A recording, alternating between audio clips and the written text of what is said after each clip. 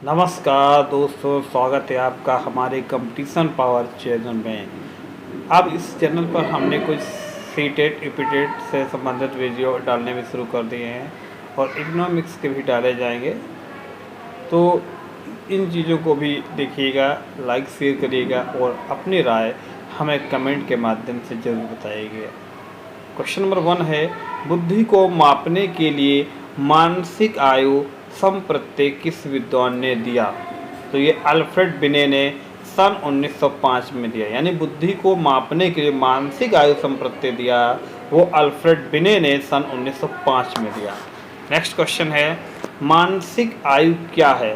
किसी व्यक्ति द्वारा अपनी उम्र से ज़्यादा कार्य करना या कम कार्य करना ही मानसिक आयु कहलाती है। यानी मानसिक आयु जो होती है अपनी उम्र से ज़्यादा या कम कार्य करना ही उसकी मानसिक आयु कहलाती है।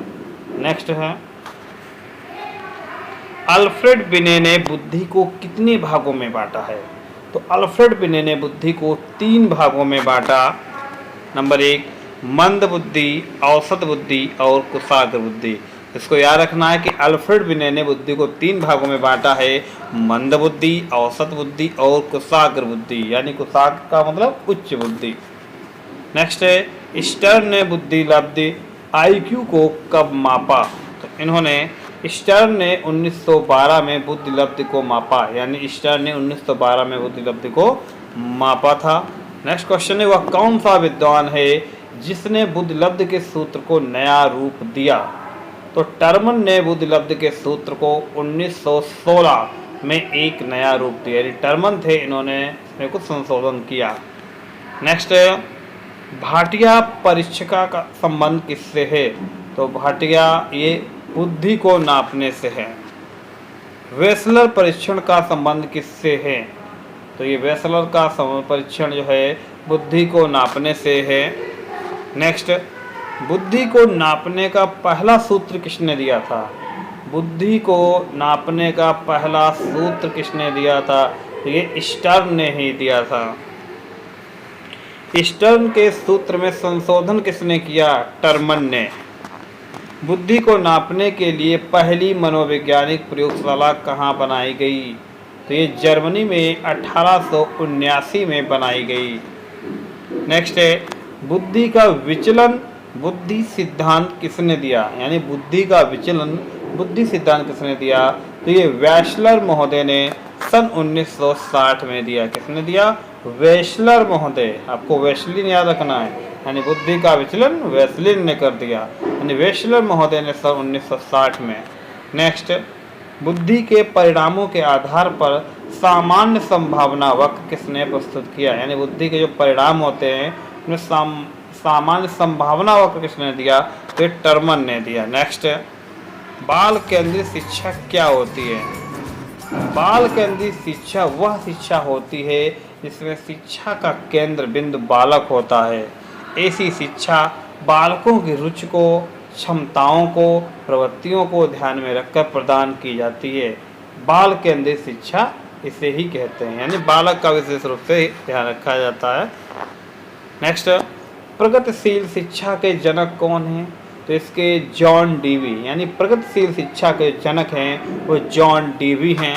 नेक्स्ट, प्रोजेक्ट विधि के जनक कौन हैं?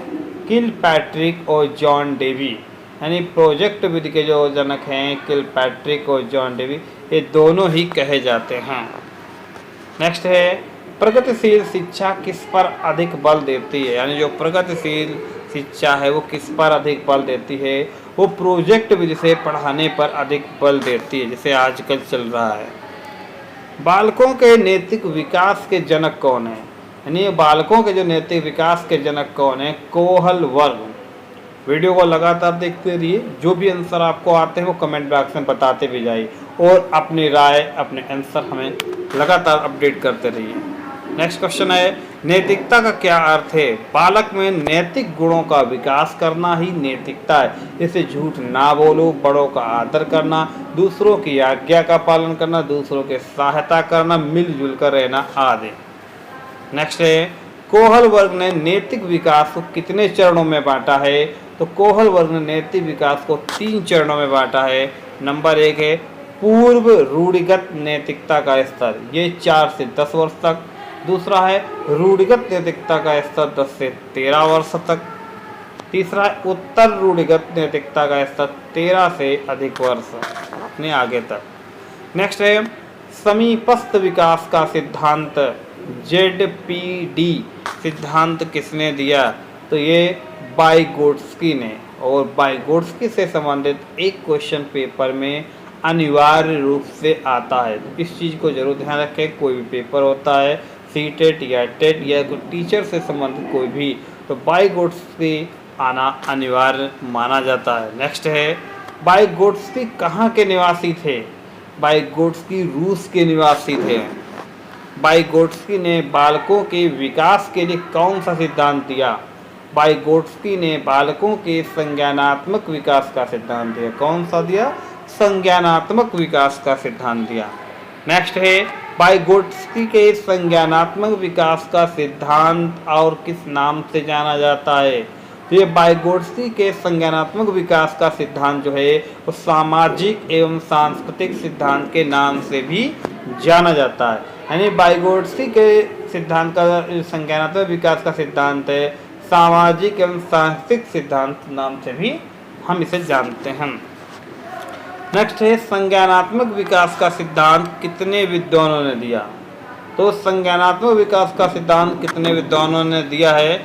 जीन पियाजे ने, वाइगोट्स्की ने और ब्रूनर ने। तो इस क्वेश्चन को स्पेशली याद रखना है कि संज्ञानात्मक विकास सिद्धांत किसने दिया है, क्योंकि क्वेश्चन आता है तो आप कंफर्म करने के लिए तीनों को रटना कि जीन पियाजे अगर ऑप्शन में सही है तो जीन पियाजे आएंगे, वाइगोट्स्की अगर ऑप्शन में दिया है तो इन तीनों में से कोई ना कोई एक नाम आएगा, तो तीनों हो सकते हैं। ठीक है।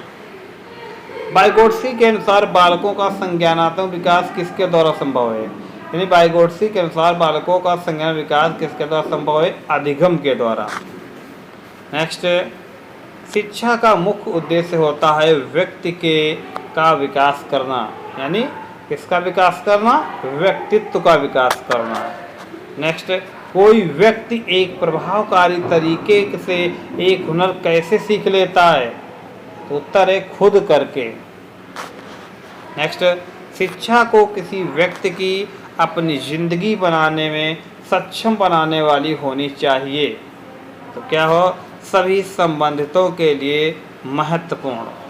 नेक्स्ट, वर्णमाला की पहचान वर्ष की आयु में शुरू हो जाती है। यानी वर्णमाला की पहचान कितने वर्ष की आयु में शुरू हो जाती है? तो वो है 3 वर्ष। नेक्स्ट है बच्चे की बुद्धि लब्धि 90 से 110 के मध्य, तो वह कौन सी कैटेगरी में आएगा?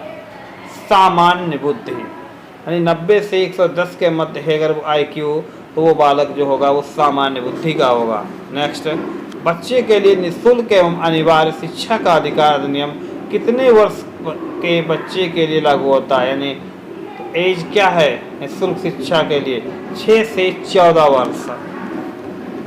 नेक्स्ट, शिक्षक को ज्ञान होना चाहिए। किस चीज़ का ज्ञान होना चाहिए? अध्यापन विषय एवं बाल मनोविज्ञान का। यानी अध्यापन विषय जो है अपना सब्जेक्ट है, उसके साथ साथ बाल मनोविज्ञान का ज्ञान होना बहुत जरूरी है। एक बच्चे की बुद्धि और विकास के अध्ययन की सर्वाधिक अच्छी विधि कौन सी है? तो ये विकासीय विधि।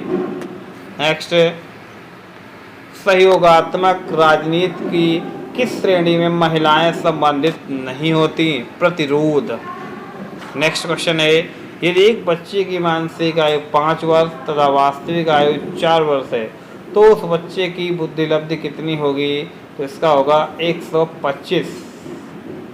नेक्स्ट, विद्यालयी क्षेत्र में रचनात्मक निर्धारकों को जानने के लिए कौन सा उपागम नहीं है? तो ये बहुविकल्पी प्रश्न, इनसे हम रचनात्मकता के बारे में नहीं जान सकते हैं। मनोविज्ञान शिक्षा का आधारभूत विज्ञान है। जो मनोविज्ञान है शिक्षा का आधारभूत विज्ञान है, ये परिभाषा किसने दी है? स्किनर ने। मनोविज्ञान शिक्षा का आधारभूत विज्ञान है, ये स्किनर ने ही कहा है। आधुनिक मनोविज्ञान का अर्थ है व्यवहार का अध्ययन। इससे पहले मनोविज्ञान चेतना का विज्ञान, आत्मा का विज्ञान इस तरीके से संबोधित किया गया था, और आधुनिक जो समय में है व्यवहार का अध्ययन से कहा जाता है। नेक्स्ट है, हिंदी अक्षरों को बालक किस आयु में पहचानने लगते हैं, यानी वर्णमाला के अक्षरों को बालक कब पहचानने लगते हैं? 5 वर्ष की आयु में। बुद्धि लब्धि मापन के जन्मदाता हैं टरमैन। ये वीडियो आपको कैसा लगा कमेंट में हमें ज़रूर बताएं, और ऐसे वीडियो आपको आगे और उपलब्ध कराए जाएं इसके लिए हमें लाइक एंड शेयर करें और कमेंट में अपनी राय जरूर दें। जय हिंद।